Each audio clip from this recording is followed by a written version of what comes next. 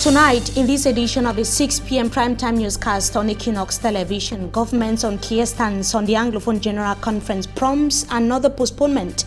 In the second part of this newscast, one of the conveners, who is spokesperson of the Anglophone General Conference, will be telling us whether they took necessary measures for the government considered as one of the key actors to give its content as far as the organization is concerned. Also in this newscast, close to 2,000 lawyers are expected to converge on Douala this weekend for the elective General Assembly of the Bar Council. Two legal minds are on the list to unseat outgoing president, that is Barrister Nye Kamga. We talk about the stakes of the set Bar General Assembly in this edition of the news as well. We also talk about the rights of children in Cameroun. Are they being respected as the International Child Day was being observed today across the national territory? That is going to be in just a moment. We shall be right back. Stay with us.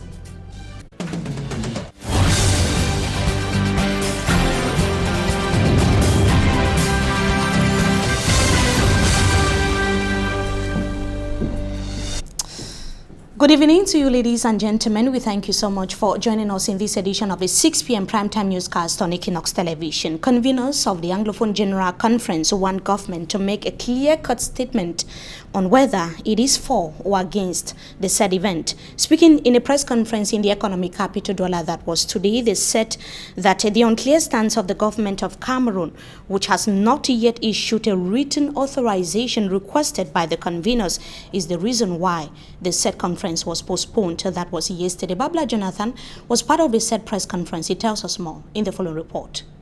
Up till now, we have not received a written response. A written word from the administration is the stumbling block that has compelled the conveners of the Anglophone General Conference to slow down a few days to the initial date, 21st and 22nd November 2018. This is the second time it is postponed.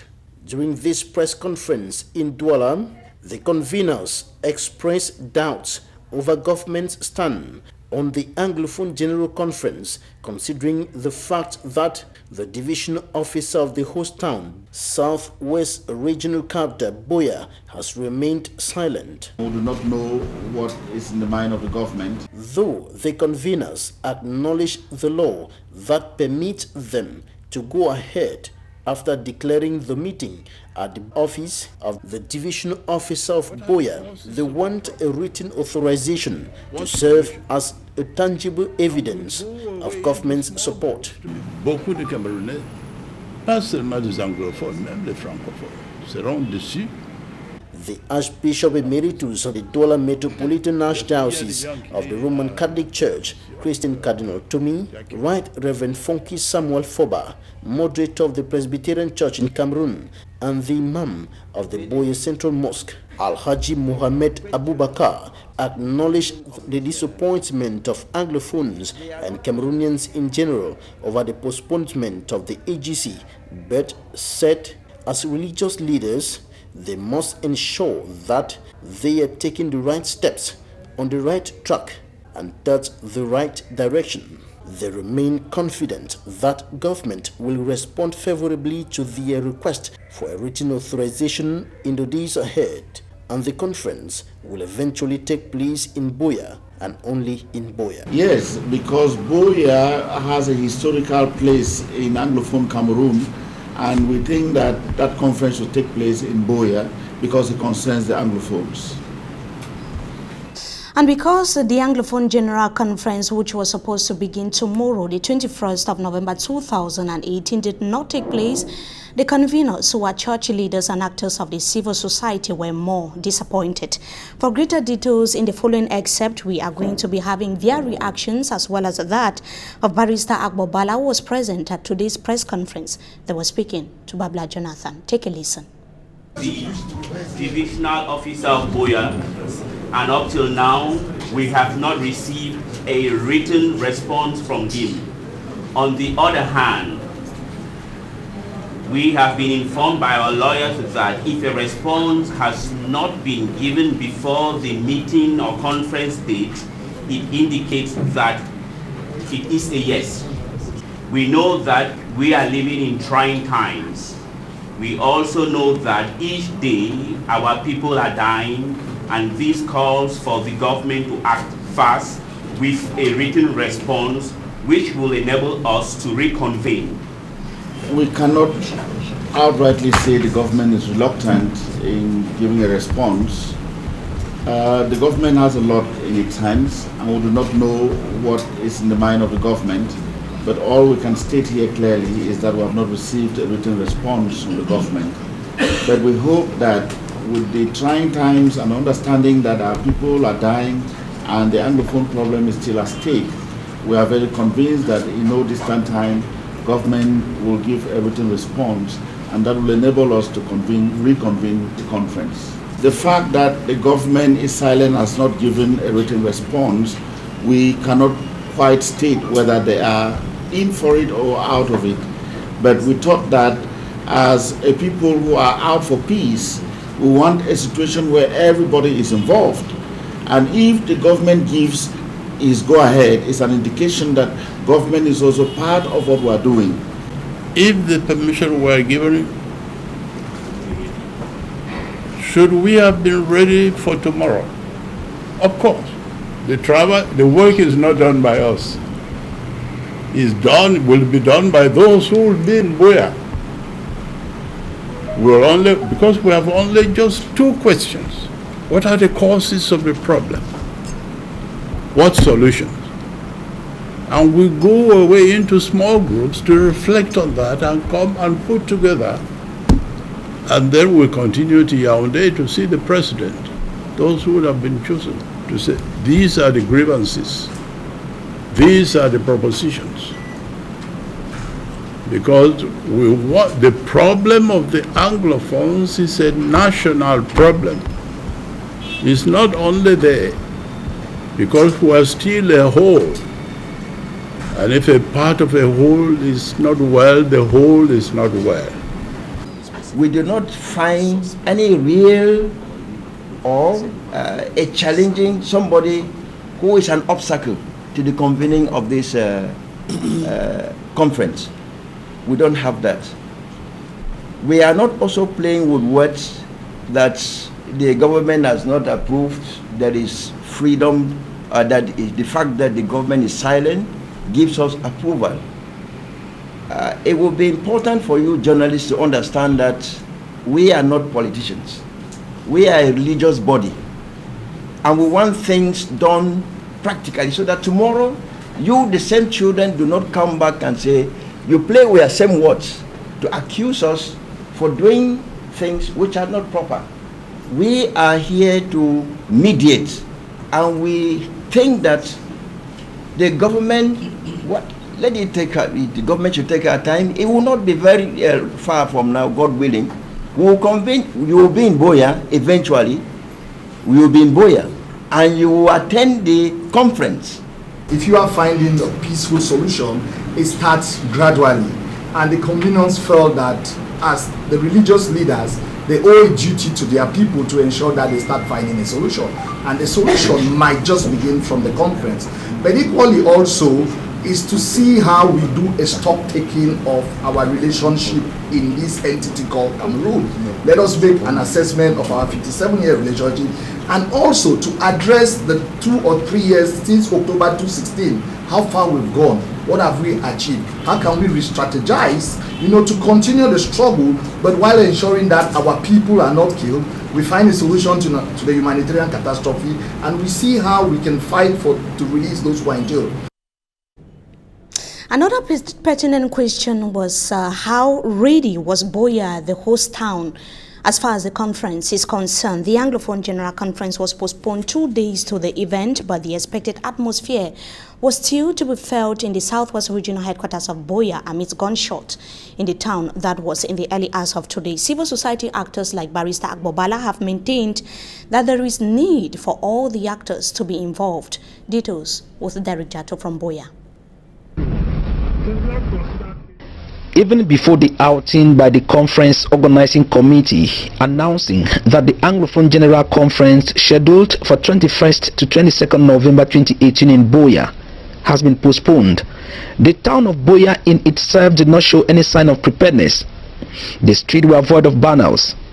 Billboards were there, but no message on them announcing a conference that many say was to certainly turn a new page in the history of Southern Cameroon.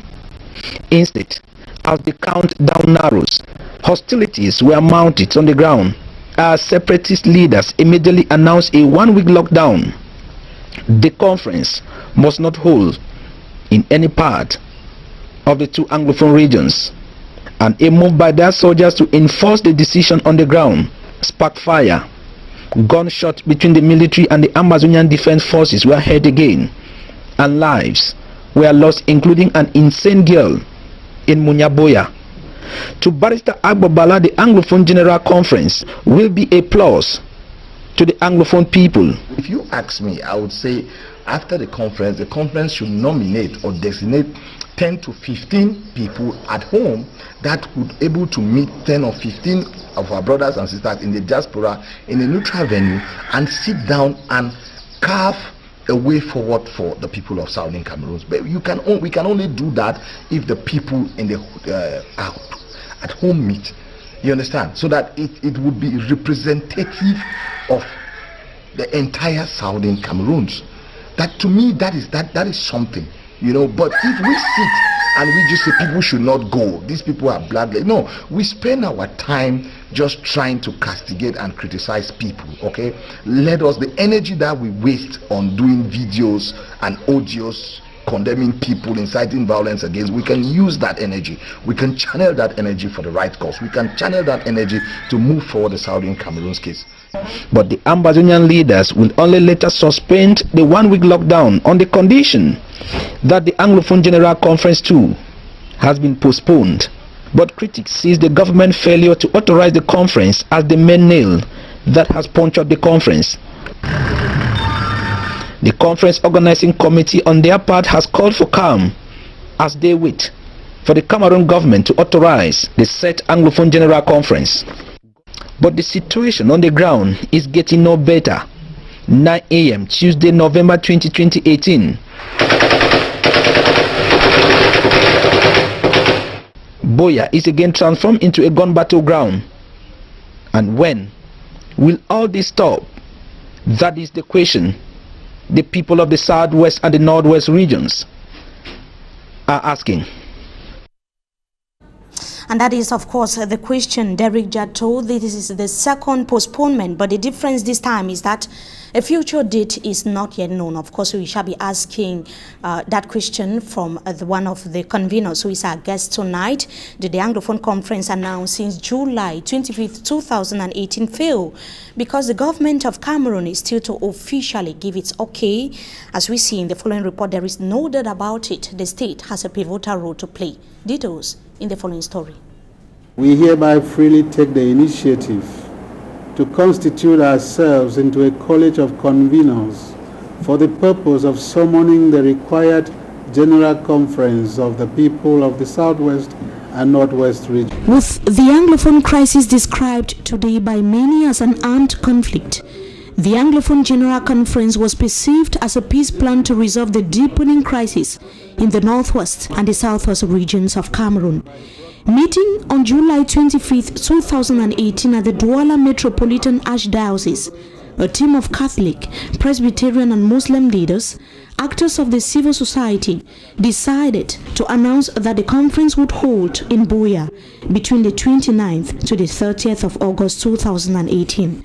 The meeting, which was to have as attendees all the Anglophones, be it pro-independence advocates, federalists and unionists, had amongst other things two key objectives: seek consensus amongst the English-speaking population on the much talked about national dialogue and designate Anglophones to lead the dialogue process when it is finally initiated.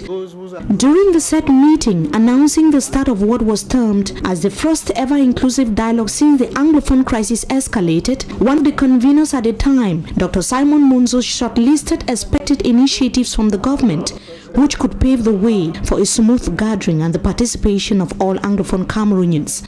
In the release announcing the conference, conveners called for an immediate ceasefire on conditional release of all the detainees of the Anglophone crisis and a general amnesty. Such initiatives are welcome. But what is unbearable? The government, through its spokesperson Issa Shuruma Bakari, said that any conflict resolution initiative was welcomed but refused to give in to the outlined conditions raised by the conveners to give the meeting its inclusive nature. On behalf of the people of Southwest, we say no to it. Here, it shall lead to bloodshed. An opposing camp led by the mayor of the Boya municipality, Ekema Patrick Esunge, and the president of the Bilingualism Commission, Peter Mafani Musonge, insisted that Boya should be altered as venue of the said meeting. Another antagonist of the Anglophone conference, where ringleaders of the Ambazonian movement raised the controversial stance of Dr. Simon Munzo, who is for a federal Cameroun, and requested for what they called a neutral mouthpiece. Government's genuine intention was equally put to question, and thus the need for a safer venue out of Cameroun was proposed. As all the parties were taking time to agree, the Anglophone conference, which budget was put at 32 million francs CFA, was postponed to November 21st to 22nd, 2018, after the October 7th presidential election in Cameroon. As the day drew near, the more the security concerns and contestations grew. Of intimidation, denigration, lies. On the 14th of November 2018, Dr. Simon Munzo pulled out as spokesperson of the organizing committee, citing threats on his life and criticisms on his stance as principal factors. His action came less than 1 week to the conference, which was supposed to be the first step towards dialogue or negotiation in the Anglophone crisis. His resignation also seems to have been glaring signs that the Anglophone conference would not take place. Would the meeting have carried on as planned if it was initiated by the government of Cameroun, which is unarguably one of the key actors in the peace process? When will the conference finally take place for the much expected dialogue to begin? That remains the question. And at a time when series of fruitless meetings and government actions have not been able to resolve the Anglophone crisis, church leaders and actors of the civil society came together to seek the way forward. But the outcome is what many are now describing as another white elephant project, as the Anglophone crisis, or the conference rather, has suffered another adjournment. One of the conveners and spokesperson of the organizing committee is our guest tonight, Eli Smith. Good evening to you, Eli. Thank you for joining us tonight on Talking Point. It's a pleasure for having me, and welcome on board, Mimi. Of course, during the press conference of today, you already outlined some of the reasons why the conference was postponed. Many are saying that you possibly did that in a hurry. What if the government decided today to change its mind? What would you have done? I think His Eminence Cardinal Toomey has made it abundantly clear that if the government now says it is authorizing it to go on, we will go on. Because one point of correction which I wish to make is that I'm just a secretary. I'm not a convener. The conveners are the men of God, that the church leaders, the imams of the Bamenda and Boya Central Mosque, the moderator of the Presbyterian Church, and of course the Archbishop Emeritus of the Douala Archdiocese. So if the government gives its okay now, the meeting will take place tomorrow? It will take place because the conveners have at heart the sufferings of the masses of Northwest and Southwest regions, and of course Cameroon at large. Okay. Now, besides being the spokesperson, you are highly implicated as far as the organization of the Anglophone conference is concerned. Tell us what you did actually. We know that the government, whether you like it or not, has a very principal role to play as far as seeking solutions to this Anglophone crisis is concerned. What did you do concretely to ensure that the government is fully implicated in the organization of this conference? What we did is to inform them that we want to organize the conference that you know the name. Making them being implicated means that we wanted them to be part of it. I don't know what you want to mean, but we did inform them. Holding meeting some of the stakeholders in Yaoundé, because ending only at the level of Boya, and demanding for an official authorization. Was it enough, Eli? It wasn't enough, but there are things we don't have to come here and start declaring. Sure, we did a lot of underground work to make them, to soften the ground, to make them understand that an Anglophone general meeting or conference is a prerequisite for a national dialogue, because you can't pretend that you will solve the Anglophone crisis in isolation. And that it is, I'd like to say, it is the first step in a journey of 1,000 miles, which means that we do one here and eventually someone would come. It may take place out of the country as well. But the authorities were duly informed, but we don't want to appear confrontational. Yeah, sure. We are not defying the government, contrary to what some people were floating around. Hence, we never wanted to go ahead, because our lawyers, as I said this morning, said we are, according to the law, after you must have declared, you could go ahead. But given the nature of what we want to do, we think the government needed to make it abundantly clear that they are for it and that they have to append what is required in such a meeting. Not defined government is very important, but Cameroonians need to know the impression, the stance of the government as far as resolving this Anglophone crisis is concerned, because according to actors of the civil society, politicians, this was a veritable platform for a start to a solution, or the beginning of a solution to the Anglophone crisis. Do you have the impression that the government is not ready to resolve this crisis by delaying, as I can put it, to issue an official authorization? I wouldn't say exactly that way, because no right-thinking government in the world will want to have an unstable country. All governments in the world want prosperity, unity, and stability. I just want to believe that they are taking their time. If I run amok into a premature conclusion saying no, they don't want it, I may be wrong. So that is the reason why this time around we have allowed a kind of open end in order that if they have their own preoccupations, let them make it known to us clearly that these are our preoccupations, because we have not hidden our intentions from day one, is that we want to contribute. We want to ask the question to people of the northwest and southwest regions that what is making them unhappy, and possibly for them to propose what can solve the problems, which won't be binding. We shall take them and then take it to the President of the Republic, and it can trigger, in our ideas, to trigger a national meeting. Because as I said, you can't solve the problem in Anglophone Cameroon in isolation.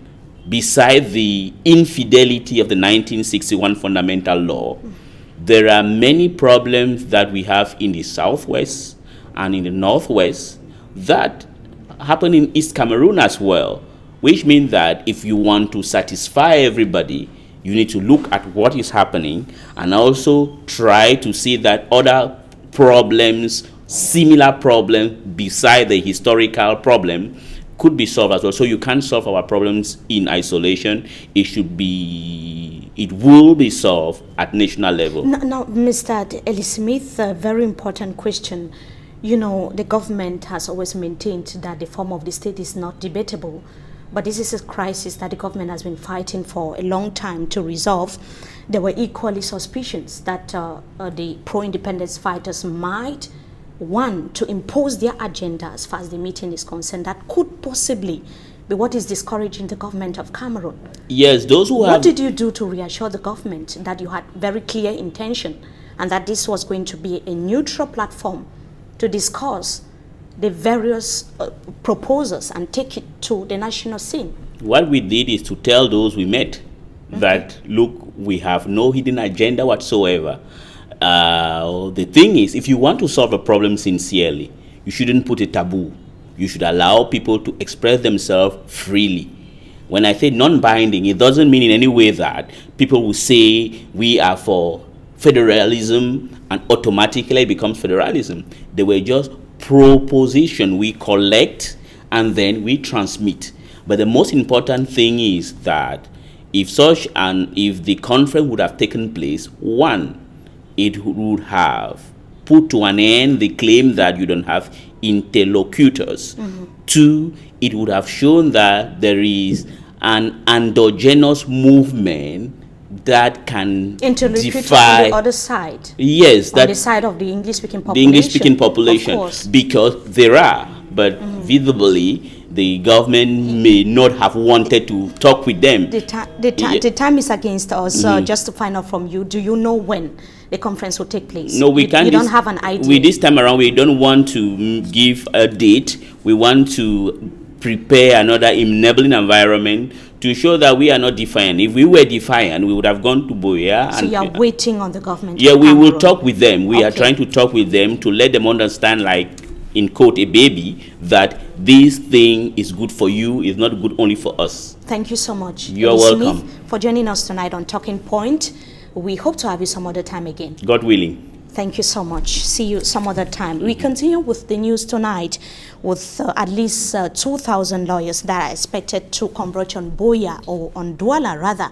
That's going to be this weekend in the littoral region of Cameroun. As far as the General Assembly of the Bar Council is concerned, 2 candidates want to challenge Barrister Jackson Kamga for the post of the Bar President. They are Barristers Ernest Titanji Duga and Barrister Charles Chakunte. The elected General Assembly of the Bar Council would hold in Douala on Saturday, the 24th of November 2018. That's going to be at Bona Priso, that is here in the city of Douala. Like I said earlier, some 2,000 lawyers are expected to take part in the set conclave, and members of the General Assembly, the Bar General Assembly, of course, that is the president and the deputy, would be elected first in the set meeting, and then the 15-man team of the Bar Council, including the president, would thereafter be elected. We, of course, will be telling you more on that at exactly 8 p.m. We continue with our news tonight on the occasion of the celebration of the International Day of the Child. The United Nations International Children Emergency Fund representatives have so far questioned how far the rights of children are being respected in Cameroon. Franklin Moabe tells us more in the following report.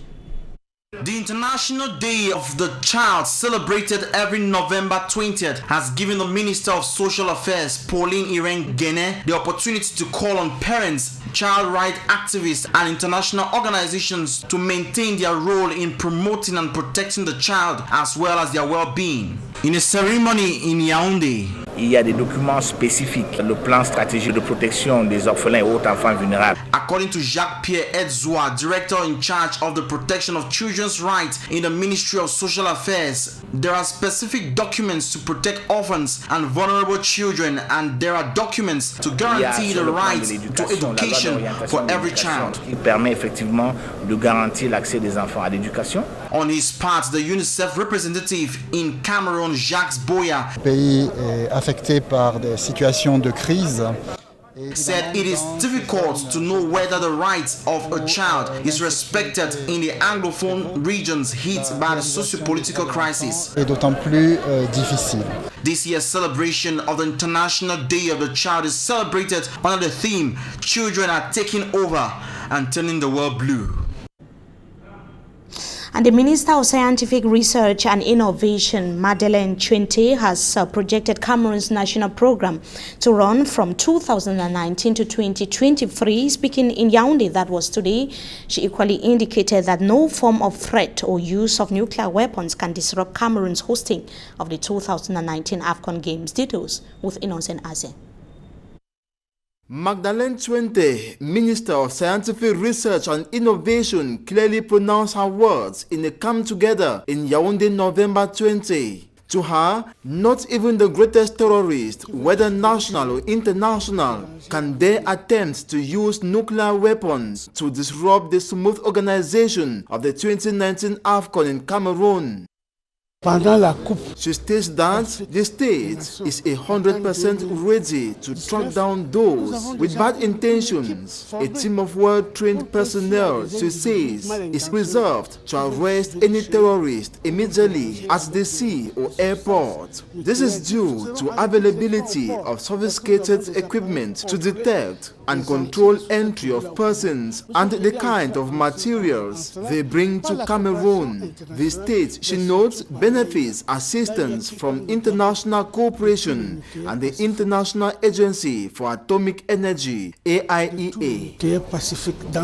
This announcement is made at a time when Cameroon prepares its new program for its technical cooperation with AIEA. Meeting in a seminar in Yaoundé, experts see the necessity of the states to engage in this program to boost Cameroon's socio-economic growth. Pendant l'élaboration du nouveau PCN, il est indispensable de prendre en compte. This will be attained when the available resources are better managed.